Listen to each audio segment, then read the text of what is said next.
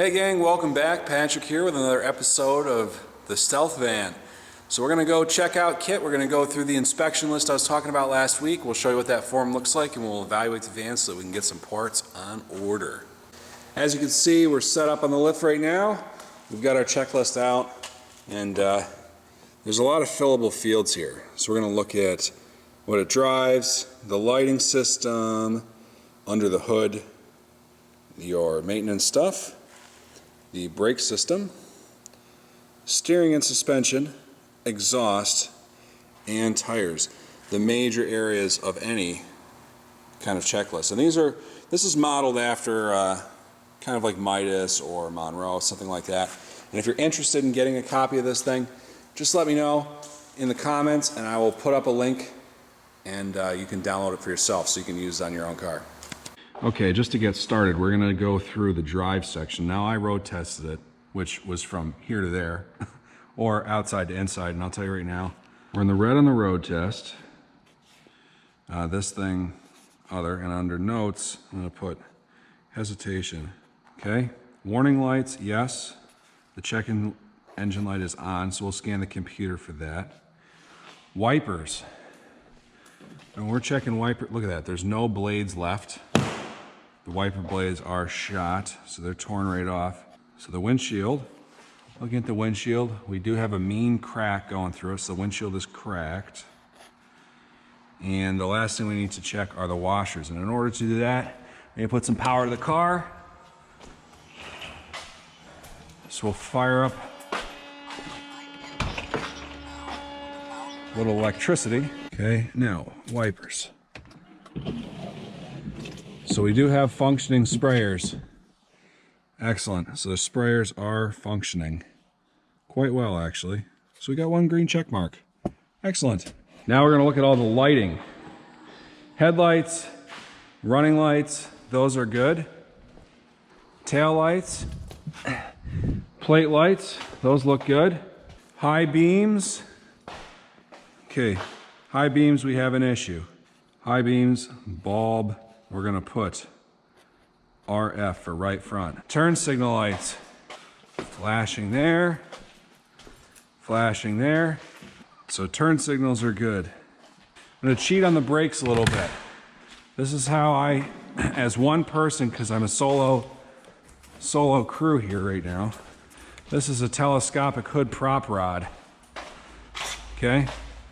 I can use this to depress the brake like so and check the brake lights. Good, good. And up here we got 1/3 brake light that's out, so we got to note that. And our reverse lights work, so we got a couple green checks in the box right there. That's good. Now I can try and charge this battery, but by the looks of it, she's going to be dead. And I probably have spare batteries in my garage.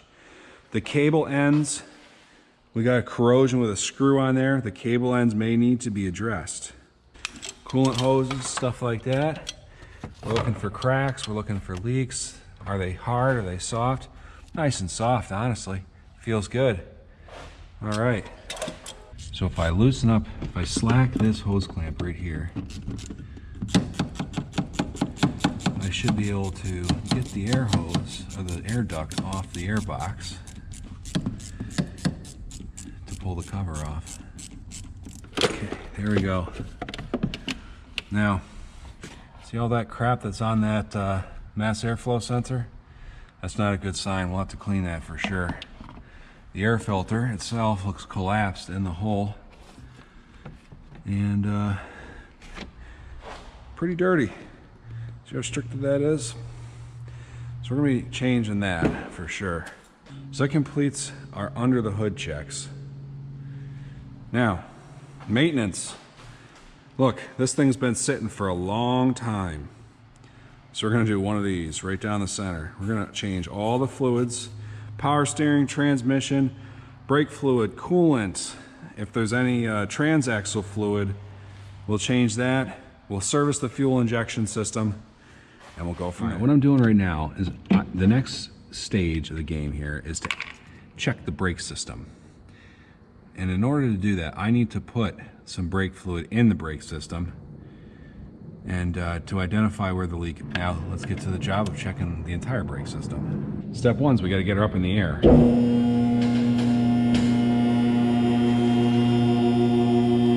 All right, one thing I like to do, because this has rear drums, is just check to see what condition how much drag there is in the rear drums. I can't twist that wheel at all. That wheel is pretty frozen. It is rolling once it's on way under the ground.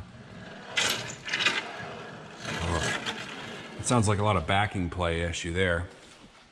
Okay. And I'm gonna check the front suspension while the wheel's up, or while it's up in the air, the wheel's on. So I'm gonna wiggle it each way and see if there's any knocking in the front end. So that way it feels tight. That's how we're gonna check the steering, all that good stuff. This feels good. So our steering and suspension, I haven't looked at the struts to see if they're blown yet, or ground test them, but as far as the tie rods go, we're good. Wheel bearings, good.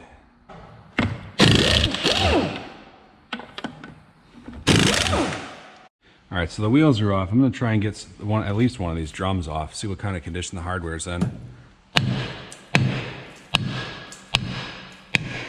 There we go.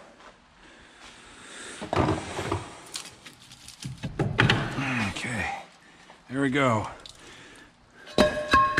No shortage of rust on the drums. Looking at the linings don't look too bad.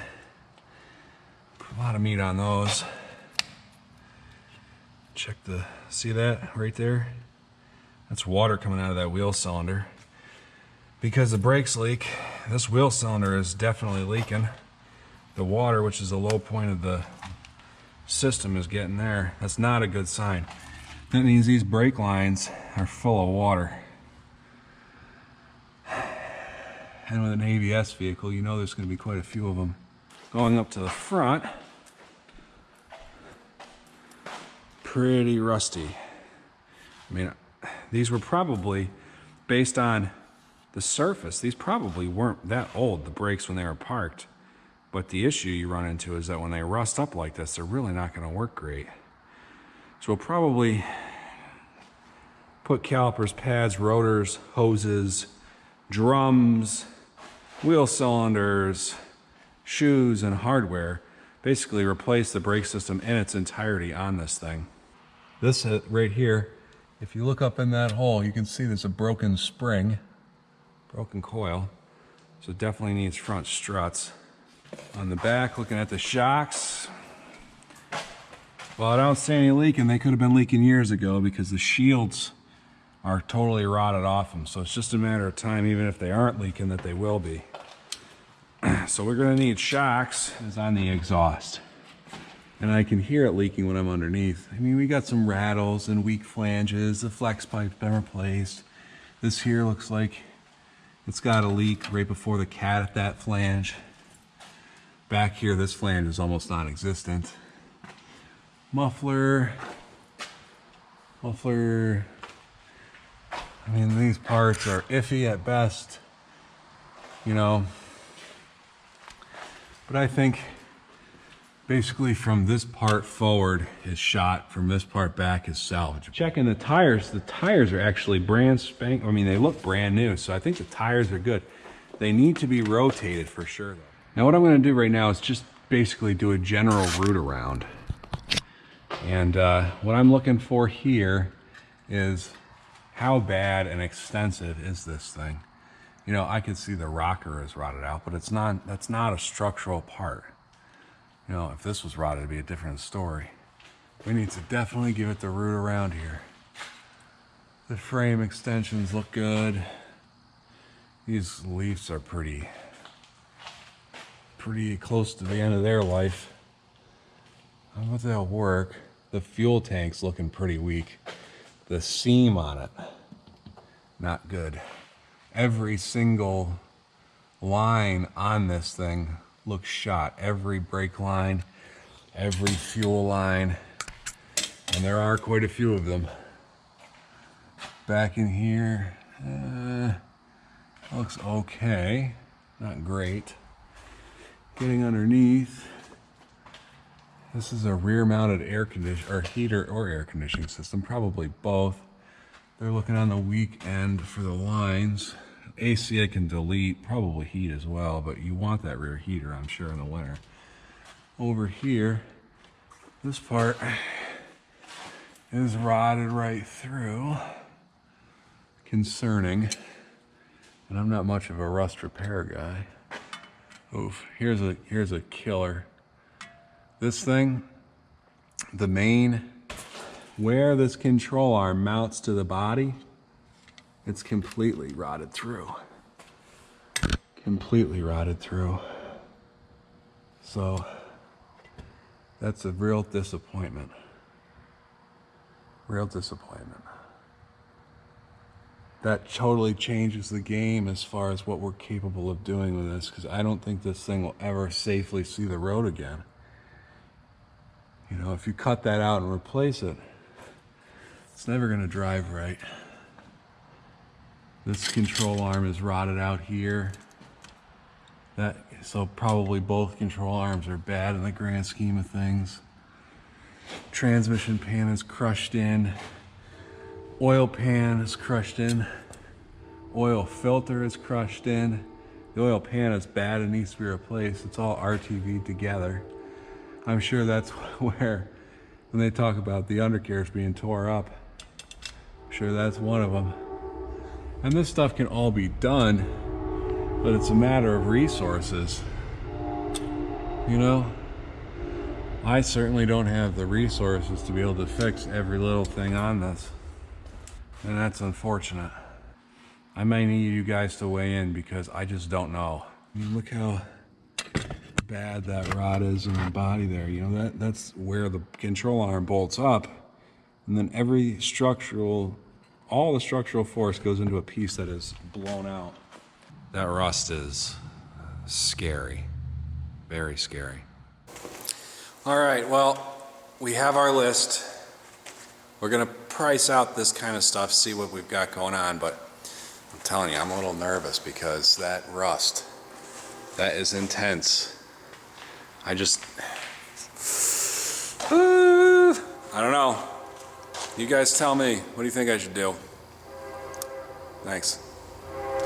In any case, let's hop over to the house. Just gonna scroll down the list real quick here. This is all the parts that I know I can get from Rock Auto. If we go way down to the bottom, we'll see the total is $821.05. Now, parts that I know I can't get, the transmission pan cover, which I could probably bang that one out. The fuel tank, that's massive. I can't get the fuel tank. So I don't know, gang. I think the thing to do here is to try next week and see if I can't get it running better to at least verify if the engine's good or not. But you tell me. You tell me what you think I should do. I think this could go three ways. I think it could go attempting to get it to the point where it's a roadworthy vehicle again. Option A. Option B, try and duct tape and PVC the thing together to make it so that it's, you know, not really safe for the road, but it's capable to be driven around a little bit.